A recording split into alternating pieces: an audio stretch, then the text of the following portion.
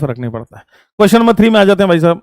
Question number 3 देखिए, 2 particles are projected from a tower, 400 metre height का एक tower है, 2 पार्टिकल को प्रोजेक्ट किया जा रहा है, एक 45 डिग्री से प्रोजेक्ट किया जा रहा है और एक 60 डिग्री से प्रोजेक्ट किया जा रहा है विद द हॉरिजॉन्टल। बाकी कुछ नहीं बोला, बाकी कुछ नहीं बोला, केवल इतना बोला एक 45 डिग्री से और दूसरा 60 डिग्री से विद द हॉरिजॉन्टल।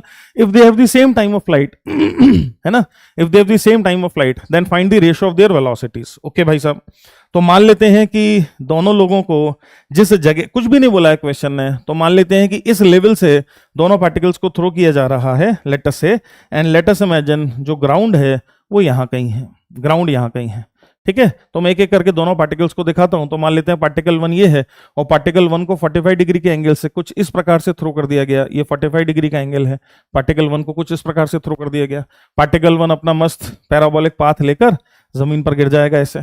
ठीक, पार्टिकल 2 को इसी जगह से, मान लेते हैं इसी जगह से 60 डिग्री के एंगल से प्रोजेक्ट कर दिया गया, ये 60 डिग्री का एंगल है, इससे प्रोजेक्ट कर दिया गया, ये भी अपना मस्त प्रोजेक्टाइल का पाथ लेके कुछ इस प्रकार से गिर जाएगा, ऐसे जमीन पर गिर जाएगा। ठीक, क्वेश्चन क्या कहता है, क्वेश्चन कह रहा है कि दे have the same time of flight. हम बहुत अच्छे से जानते हैं प्रोजेक्टाइल मोशन में टाइम ऑफ फ्लाइट केवल y वेलोसिटीज की वजह से बनता है। दोनों लोग सेम लोकेशन पर हैं, दोनों लोगों की ग्राउंड से जो हाइट है वो ग्राउंड से हाइट सेम है, दोनों लोगों की ग्राउंड से हाइट सेम है। हेंस अगर हम टाइम ऑफ फ्लाइट निकालने की कोशिश करेंगे तो जो इक्वेशंस बनेंगी वो दोनों की आइडेंटिकल बनेंगी, है ना, है ना, क्यों, क्योंकि वर्टिकल डिस्प्लेसमेंट सेम है, टाइम ऑफ फ्लाइट सेम है। तो क्या तुम ये समझ रहे हो, बिना इसमें ज्यादा दिमाग लगाए, क्या ये समझ रहे हो कि दोनों लोगों की जो वर्टिकल इक्वेशंस बनेंगी, अगर ये v1 है और अगर ये v2 है, तो क्या वर्टिकल इक्वेशन सेम बनेंगी? ऐसा तभी हो सकता है, ऐसा तभी हो सकता है जब y वेलोसिटी सेम हो दोनों की। हेंस v1 sin 45 और v2 sin 60 डिग्री सेम होना चाहिए। तो v1 sin 45 degree should be equal to v2 sin 60 degree, v2 sin 60 degree.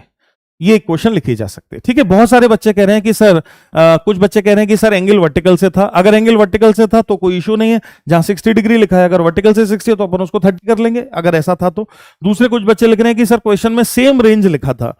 ऐसा भी हो सकता है क्योंकि मेमोरी बेस्ड है क्वेश्चन। अगर यहां सेम टाइम ऑफ फ्लाइट ना लिखा होकर सेम रेंज लिखा होता, सेम रेंज लिखा होता, मान लेते हैं क्वेश्चन ऐसा कहता कि रेंज सेम है, ऐसा कुछ होता, तो फिर हम रेंज सेम करते, रेंज हॉरिजॉन्टल डिस्प्लेसमेंट दोनों लोगों के सेम कर देते। अभी हाल फिलहाल अगर ऐसा क्वेश्चन है, ऐसा हम लिखें, तो क्या इक्वेशन जो बनेगी, क्या वो ये बनेगी, v1 का vertical component that means v1 sin 45 degree which is v1 by √2 should be equal to उधर v2 sin 60 degree which is √3 divided by 2।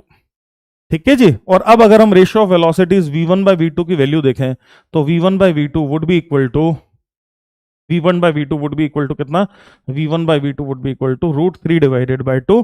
Hence given options जो हैं, अगर ये क्वेश्चन ऐसा है, ऐसा माना जाए, तो आंसर √3 बाय 2 आएगा। क्या मेरी बात समझ रहे हैं?